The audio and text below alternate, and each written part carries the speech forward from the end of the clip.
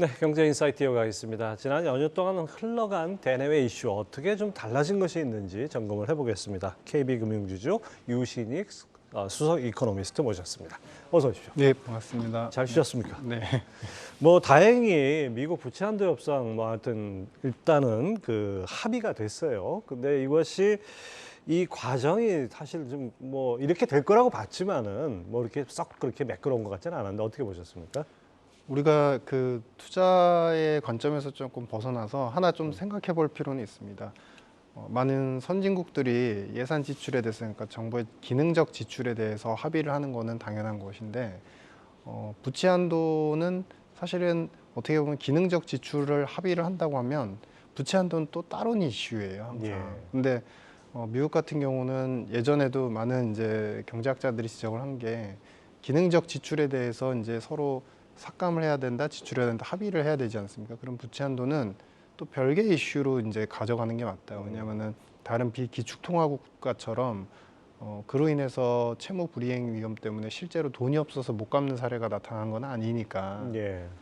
이제 결국에는 그 피해가 미국이 아닌 다른 국가한테 그렇죠. 오히려 더 전이가 달러는 된다는 게 자기를 이제 통하지만은 걱정은 너희들 몫이다 이런 맞습니다. 얘기도 있죠. 그런 측면에서 생각해 보시면 이번 주말에 나온 이제 회동의 이슈도 사실 긍정적이긴 합니다만, 중요한 거는 부채 한도에 대해서 총액적인 증가분에 대해 합의를 했다. 세부 사안은 대체로 합의를 했다. 근데 세부 사안에서 대체로 합의했다는 부분에서 중요한 두 가지가 있는데요. 지금 뉴트리션 프로그램, 그 재향군인하고 사회 약자 계층들에 대한 이제 뉴트리션 프로그램인데, 이게 뭐냐면 예전으로 얘기하면 푸드 스탬프입니다. 그러니까 이 쿠폰에 대해서는 아직도 민주당은 충분히 지출하자라는 입장이고, 공화당 입장에서는 안 그래도 다른 쪽 지출도 다 허용을 했는데 여기까지도 지출을 축소 안 한다는 것은 이거는 과대한 방만한 재정 운영이다라고 지적을 했기 때문에 요 사안에 대해서 아마 금주 중에 이제 공화당의 강경파 3명의 의원이 있는데요. 이분들이 아마 조금 약간의 그 불협화음을 좀 만들 가능성은 좀 있겠다. 근데 어떤 큰 틀에서는 뭐 기존에 나왔던 얘기와 이번 주말에 나왔던 얘기가 크게 다르지 않고, 강조는 이제 뭐 데드라인을 넘기지 않겠다는 의지의 표출로 보여진다. 뭐 이렇게 생각이 됩니다. 예. 자, 근데 이제 이 양당이 그 뭐 양당이라고 하면 뭐 이제 백악관 그 바이든 대통령하고 공화당이겠죠. 이 대선을 포함하는 내년까지 2년간 부채 한도를 상향하는 대신에 2024 회계연도 지출은 동결하고 2025년에는 예산을 최대 1%만 증액하는 상한을 두기로 했어요. 이게 어떤 의미입니까? 민주당의 입장에서는 이제 상당히 좋은 수를 거둔 겁니다. 부채 한도 이슈가 내년도 이제 대선이 연말 11월 경에 있는데요. 그 전에 부채 한도 이슈가 또 다시 발목을 잡고, 그 발목을 잡은과 동시에 항상 이제 미국의 아이러니한 예산 지출과 부채 한도 협의는 함께 이루어집니다라고 말씀드렸다시피, 그러면 부채 한도가 내년도까지 이제 또 리밋에 차버리면은 또 재정 지출에 대해서 또 삭감을 해야 되는 이슈가 나타나게 돼요. 그래서 민주당 입장에서는 이제 한도에 집중을 해가지고 일단 합의를 했습니다라고 표출한 것이고요. 이 내용은 이미 이제 2월, 3월 중에 공화당이 리밋 세이브 그로스 액트라는 이제 재정 지출에 대한 삭감 프로그램에 대한 세부 사안들을 정의를 했었는데요. 23년 회계연도, 24년도 회계연도를 갖다가 이제 동결 기조로 가고, 그다음에 특히 재량적 지출의 금액을 매년 1%만 늘리면 이 금액이 긴 기간으로 봤을 때 상당히 이제 재정 지출을 삭감을 하는 효과를 거둔다. 그래서 근데 이제 핵심은 뭐냐면 23년도에 회계연도에서 지출하기로 예상된 금액만 해도 12호 미 의회 예산치에 따르면 6조 4천억 달러입니다. 그러니까 그게 얼마만큼 큰 금액이냐면요. 예전에 코로나 이전에 이제 대체적인 지출 규모가 4조 8천에서 5조 초반대였습니다. 그러니까 거의 20% 이상 증액된 상태를 유지한다. 이게 이제 과연 이제 유지일까라는 부분들. 1%만 증액한다 그래서 상당히 자제하는 줄 알았더니 이전에 왕창 늘려놓고 네, 그냥 1% 맞습니다. 더 늘리네요. 그 국가 부채가 지금 나오는데 작년 말에 30.9조 달러, 이 한도가 늘어나면 31조 38조 달러 이렇게 되는 거네요. 네, 맞습니다. 이게 이제 뭐 어차피 미국이라는 이런 패권의 패러다임 국가는 부채를 발행해서 재정 지출하는 나라니까 그게 무슨 큰 의미가 있을까 하시지만 항상 뭐 지나고 보면은 그때 약속들은 안 지켜지는 예. 그런 현상들. 20년, 21년도에 6조 달러 이상의 증액을 하면서 재정 지출 증액을 하면서 그때 당시에 22년도에 바이든 대통령이 선언을 한 바가 있습니다. 그전 금액으로 돌리겠다. 네, 그거를 비교하면 사실은 여전히 재정 지출은 확장 재정이다라고 예, 보여집니다. 뭐 세계 어느 나라나 정치는 좀 후안무치해야 되는 거 아닌가 싶습니다. 자, 채무 불이행이라는 최악의 사태는 면했습니다. 그래서 일단 뭐 글로벌 증시에 미칠 이제 좀 나쁜 영향, 안 됐을 경우에 어떤 나쁜 영향 이런 거는 이제 없다 이렇게 봐도 될까요? 네, 일단 그 데드라인을 갖다 6월 5일로 옐런 재무장관이 언급을 했고 그 일정 이전에 합의를 하는 이제 어느 정도는 그 큰 틀에서 합의는 이뤄 나가겠다는 의지를 표출한 것 같습니다. 근데 이제 이러한 정책적인 어떤 이제 불협화음과 합의 이런 과정들은 미국 내부에서도 당연히 이제 서로 간의 이제 의견 합의도 중요하지만 핵심은 뭐냐면 중국과 지금 약간의 대립적인 구도에서 계속 무역 경쟁을 하고 여러 가지 경제적인 패권에 대한 이제 다툼을 하고 있는 상황에서 오히려 자국이 할 수 있고 부채를 발행할 수 있는데 그 한도 협의에서 이제 트러블이 일어나서 디폴트에 가면은 사실 또 다른 어떤 그 미국을 여러 가지 구조적으로 발목 잡는 여러 가지 이슈들이 또 생길 수가 있습니다. 그렇죠. 그래서 예. 그런 틀에서 이제 외부적인 이제 대항 요인들을 어느 정도 축소시켜 나가기 위해서 그들도 양당 간에 조금 맞추려는 노력은 보여진다. 뭐 이렇게 보여집니다. 적점 분열 인상을 비추면 안 되니까. 맞습니다. 네, 네. 그런 게 좀 있죠. 자, 우리 유 박사님은 그동안 이제 줄곧 미국 경제가 좋아 보이는 것 같아도 어마어마한 부채의 늪에 빠진 것이 결국 미국 경제의 발목을 잡을 것이다. 이런 지론을 펴오셨는데 이 부분은 가시화되고 있는 것이 있습니까? 일단은 당장 2, 3년 안에 이것이 가시화되기는 아직은 달러 패권의 이제 수요나 예. 여러 이제 힘이 살아 있다라고 보여지고요. 다만 이제 우리가 하나 기억할 것은 지금 이제 코로나 시기 21년도에 재정 지출 금액을 늘리면서 그 금액을 그 전 금액으로 다시 줄이겠다. 6조 달러 이상의 금액 5조 달러대로 다시 떨어뜨리겠다라는 약속. 그다음에 두 번째는 바이든 정부가 이제 들어서 나서 백악관에서 여러 가지 재정 지출에 대한 계획안을 제출한 바 있었는데요. 그 바이든 정부가 3개년도 됐을 때는 흑자 재정으로 갈 것이다라고 주장하면서 6조 달러를 그 당시에 풀었습니다.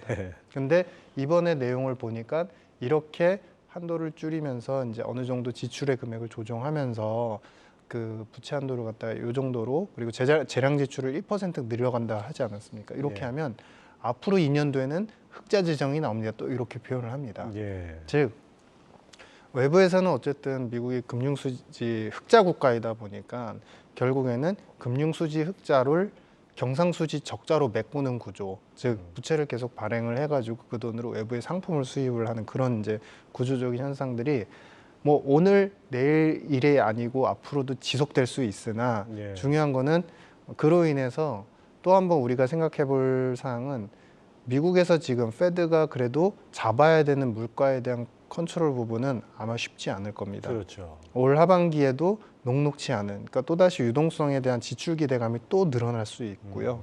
그래서 혹자는 이렇게 할 거면은 사실은 연준하고 페드의 기능을 아예 통합화해 버려서 재무부로 통일을 해라라는 이제 경제학자들의 논리도 있습니다. 그만큼 한쪽에서는 금리를 올려야 되는 상황, 한쪽은 계속 그 돈을 풀고 있는 상황. 그래서 이러한 것들이 결국엔 큰 틀에서 그 달러에 대한 정책과 부채에 대한 여러 가지 정책들이 좀 신뢰를 잃어가는 즉 과도기를 겪고 있는 것 같다라고 생각을 하고 있습니다.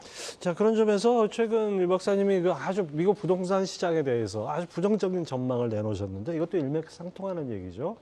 뭐 아주 부정적이라기보다는 저도 이제 달라스 페드에서 나온 아티클을 보고 좀 인상 깊었습니다. 그 내용을 보면은 펀더멘탈 추세 패턴과 비교해 봤을 때 거시적인 상황을 보면 미국의 부동산 시장도 상당히 과열인 징후에 있다. 근데 이것이 과열이라고 해서 반드시 꺼지고 거품이 바로 이제 그 붕괴가 되는 것은 아니고 그를 기반으로 한 유동성 상황들이 상당 기간 과잉 유동성이 일어난다고 하면 거품인 상태로 유지가 될 수는 있으나 아주 장기, 뭐 예를 들어서 5년 이상의 10년 장기 사이클을 본다면 그 거품이나 괴리 요소는 어느 정도 축소될 여지를 우리가 고려하고 신중하게 판단을 해야 된다. 이런 이제 입장을 예. 저도 생각을 하고 있습니다.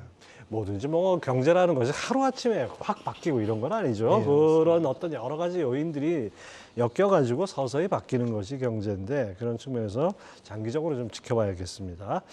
자, 다시 시장으로 돌아와서 그럼에도 불구하고 지금 시장에서 특히 우리 시장에서는 이 하반기에 대한 기대감이 상당히 강한 것 같습니다. 분위기가 아주 좀 뭐라 그럴까요? 온도가 올라간다 그럴까? 이런 분위기인데 또 약달러 전망에서 강세장을 전망하는 이런 목소리도 높은데 환율과 연관 지으면 시장 어떻게 보고 계십니까? 전체적인 글로벌 달러의 패턴을 보시면 115달러 지수로 표현을 했을 때 115까지 갔던 그 달러 지수가 지금 최근에 100까지 떨어졌었고 100 근처까지 지금 추세로 보면 100에서 105포인트 사이에서 예. 갇혀 있는 상태입니다. 즉 예. 달러가 횡보를 하면서 어느 정도 안정적인 국면을 이어간다라는 것은 맞고요. 근데 다만 중요한 부분은 우리의 원달러 환율의 측면에서 본다면 무역수지 적자에 대한 부분들, 그다음에 두 번째는 우리 원화에 대한 메리트들, 그다음에 채권 외국인들 입장에서 봤을 때 우리나라 채권 투자에 대한 메리트들이 조금 약화되는 국면에 있어서 우리도 글로벌 달러가 안정화되는 만큼 원달러도 안정화되는 흐름을 단기간에는 기대하기 힘들 것이다.